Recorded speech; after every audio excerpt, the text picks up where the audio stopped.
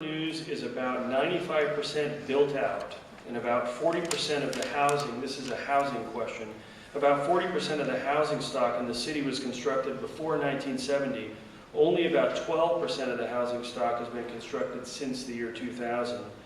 What this means is that Newport News doesn't have a problem similar to the problem nearby cities such as Chesapeake and Suffolk have about how to develop, but rather Newport News has a redevelopment problem. We have a really, really old housing stock and we're mostly built out. Could you give us some of your thoughts about redevelopment in Newport News? We have to continue to work with our Redevelopment and Housing Authority, which has done a great job at bringing redevelopment into for public housing. We have to continue to try to preserve affordable housing units for those who and also consider looking at low-interest loans for upgrades and repairs of property. In campaigning, you see blight, you see abandonment, and so we have to really look at how we can come up with some funding, and anytime we get anything about incentives for renovations, I'm always trying to send that to our development department to see how we can redevelop our city. Because it's really important that the funds can't just come from within the city, but we have to look at other entities that may be able to provide some funding for us for redevelopment and continue to work with those who are providing that redevelopment already, which is our Redevelopment and Housing Authority. Okay, thank you. Ms. Scott? We are pretty much landlocked, and the only the largest tract of land is left at InView, and there were some attempts to do development there for higher end housing choices and a mixed use. It's going to be difficult to replenish and rebuild with the way that our city is already configured. But some of the developers who have built in the last few years, they've been very creative. Colonia Crossing near Fort Use is beautiful. Huntington Point is going to have more than 2,000 housing choices on that lot, and he's already started to build single family dwellings. There are smaller parcels. I was talking to someone yesterday that people are finding like an acre here and an acre there. So they are infilling more townhomes and apartments, but the issue that we're going to have is how we can address the growing need for more higher end homes for people who are coming into our city. The corporations who are relocating their headquarters here, they're going to look for a different housing choice. So I'm not sure how we're going to address that, but it is an issue that we are going to have to discuss, and we're going to have to face that. Okay, thank you. Mr. Bethany? Well, like you stated, Mr. Kidd, it is a very important issue because as already stated, we are landlocked, and also we are running out of space to develop, so it's important that we redevelop. But I am very proud of the city being a finalist in the HUD grant as of I think I read earlier today, and I think that is a great opportunity to revitalize or redevelop downtown Newport News where, well, I don't think it's really certain, but the point is to involve or to bring mixed income communities in which folks can live in, because I think there has been a high concentration of folks or low-income individuals, so redevelopment is very important. And yes, that's it. Okay, thank you. Ms. Reason? Thank you. We have to be strategic in our redevelopment. The city, of course, today is celebrating becoming one of the top 6 finalists in the Choice Neighborhood Implementation Grant, which is amazing. And that's one thing that I spoke about a few weeks ago in the forum, is using grants to help the city to make money, because that prevents us from using our own resources. One thing that I would like to say about that is, of course, the grant, if we're awarded, is going to be $30 million, which is huge for the city, but it gives us the opportunity, and I'm not sure we realize that, to bring our property value up. In addition to using redevelopment, we can repurpose a lot of houses, especially in downtown Newport News. And when we do that, that will help the lower income homes in that same area property value to go up as well. Great, thank you. Thank you. Mr. Burke? It is a difficult issue to solve. One of my friends is a mortgage broker here in town, and She states that many of the professionals, especially the doctors that are working out of Centera, live up in Williamsburg, and they wish that they could live here in Newport News, but there's no housing for them. So it really is an issue, not only for the high-end housing, but also for low income as well. And it's something that's really going to need to be addressed, and I'd work with the redevelopment in the housing departments with the city. Okay, Mr. Reed?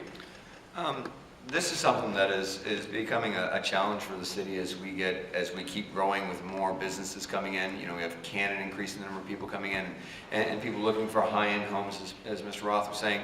And we really need to kind of figure out, you know, how we're going to better work with the Redevelopment Authority and actually try and maybe look at how cities like Norfolk and Richmond have kind of redone their downtown areas to a point where they can actually kind of have increased not only high-end homes, but also create affordable housing in areas not just in the south, but in the north too, and kind of really tackle a lot of the blight that's in the city and really kind of look at homes that are run down and try to kind of figure out how we can build that up a little bit more. Okay, Mr. Jenkins? This is a complex problem with a lot of different facets. One of the things I would favor is, you know, if we can fix jobs and we fix economic growth and we get good schools and lower crime, that's going to encourage people to move to our city. It's going to increase our property values. That's important when we have so many aging neighborhoods here in Newport News, because when property values are going up, people have the incentive to do renovations and repairs and keep the property nice. And it's really important for a lot of our older homes. In addition to that, the city is moving in the direction of creating some great new space like Port Warwick for millennials and people that don't want to live in traditional neighborhoods, so that we can keep a mix of young people in our neighborhoods and in our city. As far as high-end homes, we need more of them in Newport News. Right now we're addressing some of those needs with things like infill developments, where we're taking older homes that are on good property, replacing those with nicer homes. I'm seeing a lot of that down in the Riverside community, down by the river. We are also doing things like doing the NCI redevelopment downtown. In that property, some of those homes will actually have waterfront property, so they will be upper-end homes in Newport News. There are a lot of ways that we can handle the housing needs in Newport News, and we just need to go out and do it. And that's why I'm running for the city council, so we can get on top of the problems here. Thank you. Ms. Penny? Well, part of my platform is together we can do better. And with that, we have a lot of work to do, and it's time to stop focusing on the middle part of our city and developing and improving our economic lot will require out-of-the-box thinking and a new energy that comes from urban renewal. And of course, I'm foursquare against developing on the Riverview Farm Park and on high-end homes. I don't think we need any. We need to get these HUD grants. We have more middle-class, blue-collar workers in the city of Newport News, and we need to build more affordable homes for the middle-class people. High-end homes are just not going to cut it for Newport News. We don't have that many large corporations that want to move here. One being because our airport is almost shut down because of misappropriation of our funds of $3.5 million. But our redevelopment plan should focus on increasing the number of affordable single-family homes and stop building apartments and condos so we can attract more people of the middle class who work in the Newport News shipyard. A majority of them live in North Carolina or on the Isle of Wight side. We need to bring them back over here so they can begin to pay real estate taxes to bring our revenue numbers back up. And that's where we're lacking in real estate taxes, because we have more apartments and condos now than we do have homes. Okay, thank you. Ms. Wallace? Yes, I think looking into alternative funding sources like HUD grants. Again, I'm in the South District, so I'm currently sitting at the table with the Choice Neighborhood Initiatives. And as Reason stated earlier, we are one of the 6 finalists for the $30 million grant that will work to redevelop our current area between the harbor, Hampton Harbor, going down to King Lincoln Park, to 39th Street, and from Marshall Avenue to the I-664. that whole area is looking to be revitalized, and that's through Newport News Housing and Redevelopment Authority working with the HUD neighborhood grant with the Choice Neighborhood. So block grants will further assist with any redevelopment that's needed.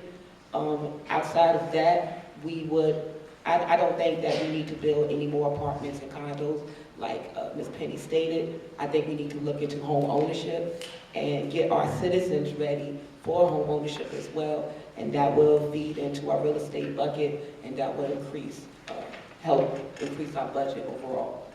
Okay, thank you. So this next question